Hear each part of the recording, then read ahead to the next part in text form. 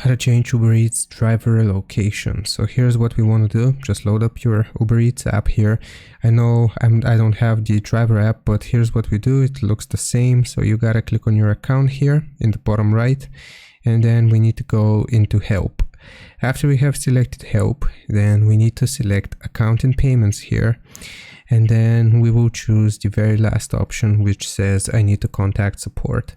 So from here, we will choose account and payment issues and type your name on the account which you're using. And then underneath here where it says share details about your issue, we're gonna say I have moved cities and want to update my Uber Eats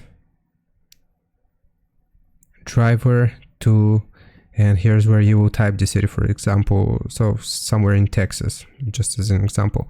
And after we have done this, we can click on submit, and this is going to get in touch with customer support and they will update your Uber Eats city. So I hope this helps. Leave a like and sub, and I'll see you next time.